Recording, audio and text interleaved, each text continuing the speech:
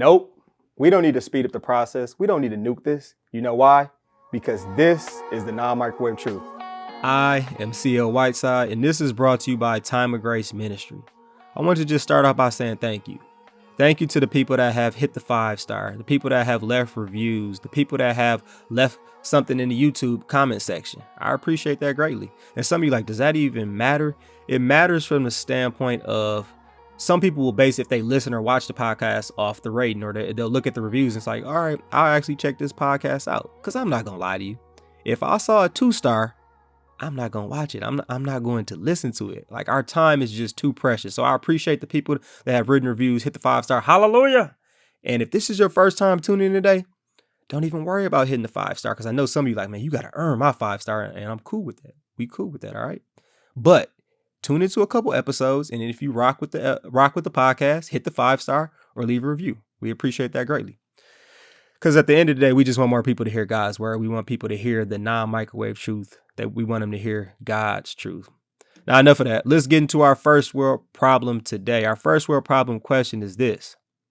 What version of the Bible do you listen to and why? Some of you are thinking, I don't even read the Bible. Well, we're going to talk a lot today about why you should get in the good book. Why should you get in the good book? But in this first world problem, I want you just to think about what version of the Bible do you use and why? Now, I use about probably 4 or 5 different versions, but the main one I think I use, or what my Bible app is set to, is the NIV version. I think that's just because that's what I grew up with. Now, the cool thing about the Bible app is that it allows you to highlight a verse and you can compare it to other versions. So other versions that I look at too are the NLT, the ESV, I think it's like the NASB 2020.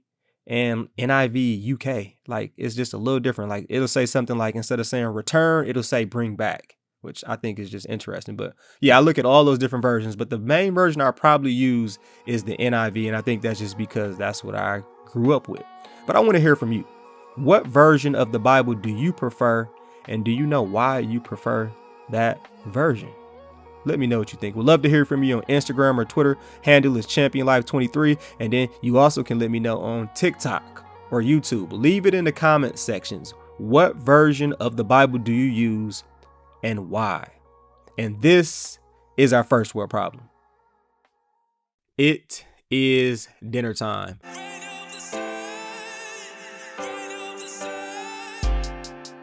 The title of our episode today is Get in the Good Book. I know some of you are thinking, are you talking about the book Too Late or Fourth Wing? Nah, I'm not talking about that book at all. Matter of fact, I don't even know what those books are about. I just Googled New York Times bestseller and I saw Too Late and Fourth Wing were like 1 and 2, or they were on number 1 in a lot of different categories. But I'm not talking about the book. You know what book I'm talking about. I'm talking about the Bible. The Bible is the good book. And this doesn't matter if you feel like, man, you have a really good pastor, you have a mediocre pastor. You want to get in the good book. You want to get in the Bible yourself. And why is that? Romans 10 verse 17 tells us, it says, consequently, faith comes from hearing the message, and the message is heard through the word about Christ. Now, you could have stumbled across this podcast because God wants you to hear this message. He wants you to build your faith. You also could have stumbled across this podcast because God is finding you. God wants you to hear his gospel. I'm telling you, let's look at a different passage. John chapter 8, verse 31 and 32. I'm going to go to the ESV version. It says, so Jesus said to the Jews who had believed him, if you abide in my word, you are truly my disciples, and you will know the truth, and the truth will set you free. Man, it's so many lies out here.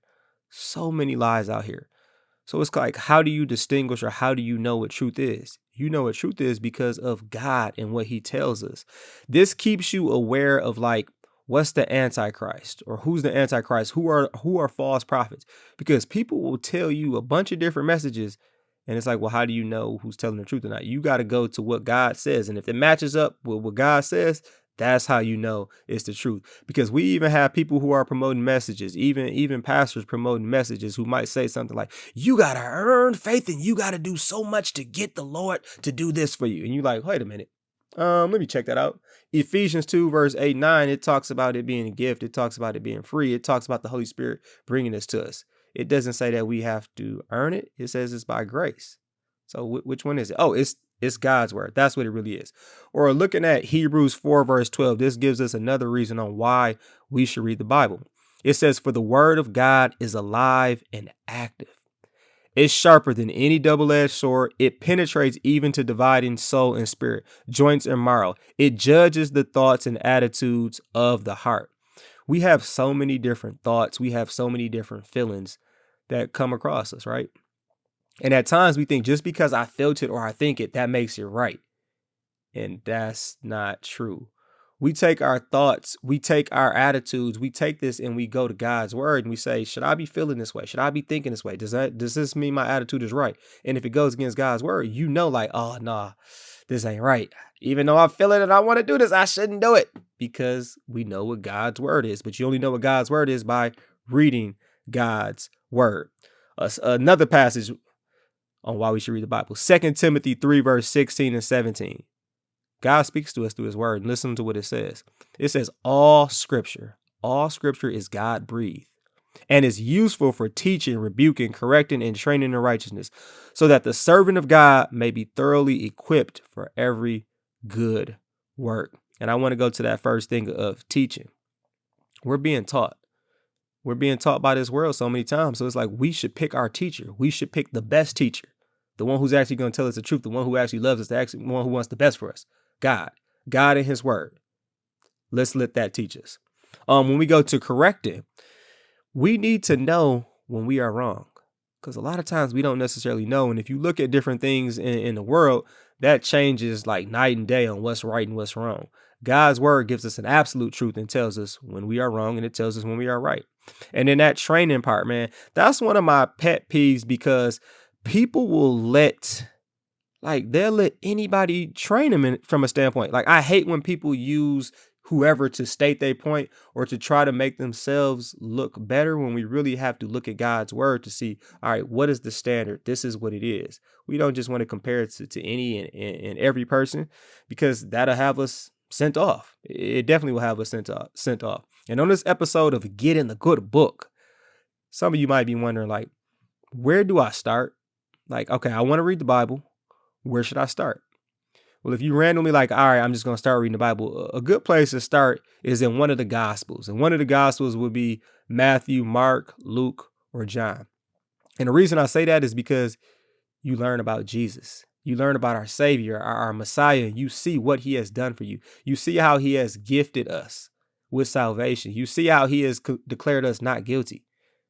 But you see also how you should be condemned and how he had to die and he had to go through all that stuff for us. So that's a great place to start. Another place to start is like when you listen to different messages, you listen to different sermons, you listen to different podcasts. A lot of times the people will tell you like where they got their message from, like where in scripture. It's super good to go back and read what they were actually talking about. And that's one of the reasons, if you look at the notes on this podcast, I always try to put where I got the scripture from so that you can actually go read it for yourself, because God might talk to you just a little different way, and that still could be 100% accurate and right. And shout out to Erica for telling me to do that. Putting the passages in the episode notes. So yeah, always go back and read that and read it for yourself, because it's a good practice to get involved in. This is why it's good to listen to different godly messages, because when you hear those different messages, that gives you a better chance at getting the scripture in its entirety, because most of the time people are not going to use the exact same scriptures. And then also, let's say they only use like a verse or two and you're not sure about, like, man, is that the way they were supposed to use it? You can go read some verses before and you can go read some verses after it to gain more context. And a lot of times it'll even have a reference note in the Bible where it says, all right, you can find this being said in this place, or it gives you more clarification. So that's just another reason to look at different godly messages and look at the Bible in its entirety. And then also to think about the Bible app. The Bible app is very good from the standpoint that it can be short and sweet and to the point. You can get a verse of the day that you can just go through every day, a good practice, good habit. Pastor Mike was on there July 15th. Go back and listen to it. 2 minutes. It's a 2-minute little blurb, 2-minute summary. He broke down the verse. Awesome. It was good. Pastor Mike, I think he does one take It probably only took him one take to do the video he did. Sometimes, man, I'll be sitting up here taking 4, 5, 6, 7 takes, but that's a topic for another day. But yeah, the Bible app is super good in that way. And also with the Bible app, you can also compare the different versions, like I mentioned earlier, to see like, oh, this version says this version says that. It's pretty much the same thing. But actually, I understand this version better though. So that's just something to check out. And a big thing to do when you having conversations with people and they start quoting or saying certain things you think are biblical, you should just ask them like, okay, where do you find that in the Bible? And a lot of times people can tell you like, hey, you find it in this section, you find it in this portion of scripture, and then you go read it for yourself. And sometimes you'll see like, man, this is in here. Okay, I understand what they're talking about. And every once in a while you see or say like, this person took that out of context because I read the 10 verses before it and I read the 10 verses after that, and that's not what it meant. It did not mean that at all. But that's something to do. And like I was saying, I love to use the Bible app, and the Bible that I personally have is the NIV Life Application Study Bible. And the good thing about that Bible is it has tons of different notes in there. It breaks down the scripture and it tries to give you application on how it applies to today. Now, one thing I don't necessarily like is every once in a while, I'll find something that I'm like, doctrinally, I don't agree with this, or I don't think this is right. But what can I do then? I can go research it. I can go look at different things. And that's something where I think we got to compare it to like people that are trying to lose weight. When people that are trying to lose weight, you know what they do? They get a trainer. They do tons of research. They get on YouTube. They out here Googling stuff. We can do that same thing with God's word. What are our trainers? Different pastors, people that you trust. You can research. Sometimes you just see somebody that you feel like is, oh, they in shape. Let me go ask them about that. Then you go talking to them. You're like, ooh, that person has surgery. It's not really what I thought it was. It's the same thing with God's word. Sometimes you think somebody might have it together and you have a conversation with them. You're like, yeah, this is not what I thought. But you don't know unless you ask. And something that I remember is someone speaking to me about, and they thought they were putting me on game with something in the scripture, but they were like, angels back in the day, like in Genesis, angels used to have sex with the humans. And that's how they got this thing called the Nephilim. And I'm like, where does it say that in scripture? Oh, it's in Genesis, chapter 4, chapter 5, chapter 6. Okay, let me go read that for myself. Now, the thing that the person did tell me that was like in the old version, the King James version, is the Bible used to use the phrase knew.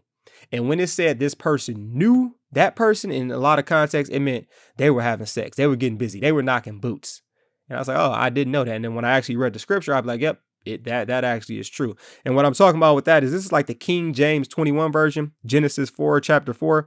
It would say something like this. It would say, and Adam knew Eve, his wife, and she conceived and bore Cain and said, I have gotten a man from the Lord. And knew meant they were having sexual relations. That's literally what the NIV just says. Now it says they had sexual relations. But what I was talking about with the angels and the humans having sex, that's not in the scripture.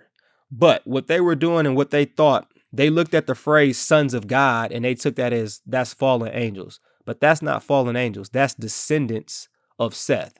Seth was the son, one of the sons of Adam and Eve, where the Savior was coming from. So that's what they talked about with the sons of God, the descendants of Seth. And then they had this phrase, daughters of humans. That would be descendants of Cain. That would be unbelievers. And this is what the scripture says. It says this, Genesis chapter 6, verse 2 through 4. It says, the sons of God saw the daughters of humans were beautiful, and they married any of them they had chose. Then the Lord said, my spirit will not contend with humans forever, for they are mortal. Their days will be 120 years. Because you got to remember, back then they were living like 900,000 years. And God was like, nope, no more of that. 120 max. It goes on to say the Nephilim were on the earth in those days, and also afterward, when the sons of God went to the daughters of humans and had children by them. They were the heroes of old, men of renown. And that sons of God, when you really get to looking at scripture, you're like, that's not talking about fallen angels. In a way, it really doesn't even make sense, because if you are sons of God, would you be a fallen angel? Like, no, you would not be. And it's more so talking about the descendants of Seth. It was talking about believers mixing with daughters of Canaan, like, ooh, she's so fine, I gotta have her. Not caring about the character and only looking at the outside. It wasn't the beauty, it was the, yeah. But all right. And then the Nephilim, they said would mix with angels and people, but that's not right either. And one version even has giants, and they could be giants, but the Nephilim really were getting at are some dudes who were just gangster, who were thugs, who were cowboys, and they were like the popular, cool people of that time. Because you got to remember, this was an evil time, so the people that they looked up to were like the tyrants, the people that were running wars, the people that were just taking over everything. And that's what it's really getting at with Nephilim, because they were just cold in battle, they were beast in war. And yes, but when you look at a different passage, you can kind of see like this wouldn't make sense either. Matthew 22 verse 30, that rules out the idea that angels married humans, because Jesus talks about like, one day we will be like the angels and there will be no more marrying or anything like that. So that's where you got to allow scripture to interpret scripture. But that's not something people might not know. They might just take that as face value when somebody talks to them. But when you actually get in scripture, when you actually do a little research, you like, no, that's not accurate. Angels did not have sex with humans and then create these super people and superpowers. It didn't happen. I see why people got confused, but that's one of the reasons we get in the word. Now, I want to wrap this episode up of Get in the Good Book. And I just want to remind you on why we should get in the good book. Reading the Bible. When you read the Bible, you will see all of us are sinners. You will see that yourself is a sinner. You will see that there's only one who was not a sinner, one exception, and that's Jesus Christ. And also when you read the Bible, you just see how damaging sin is. You see that sin makes us, or sin allows each and every one of us to be deserved to be condemned, but because of what Jesus has done, we're declared not guilty. And when I think about this, getting in the word is so special because God, the Holy Spirit, he can talk to us for real through it. And there have been things in the scripture that I have read like 10 different times. But one time I might get convicted and I might be like, dude, I suck. Like, man, I'm horrible right now. And I will read it and be like, I need to make some changes. I am on the same path as this person that I'm reading about in the scripture. I'm going to mess around and get humbled. I'm going to mess around and get knocked on my bottom. Or man, I can see some of the consequences of my sins right now. And I can literally see that in scripture. And the Holy Spirit is convicting me on it. Now, it can be another time where it's like, the enemy is whispering to me, like, you're not forgiven. You're not good. You don't have the gifts. You don't have the talents. And I'll read and look at scripture and I'll be like, man, this person thought the same way as me. But look at how the Spirit equipped them. Look at how God lifted them up. Look at how God still used them. Look at how they were still broken and God still made them whole. God still made them complete. So, man, I can have the hope. I can have the security, just like this person who was going through the same thing. And then sometimes you look at it, it's like, man, I needed to be reminded of these promises. And then sometimes it's like, I needed to be reminded, like, I'm being a little too arrogant.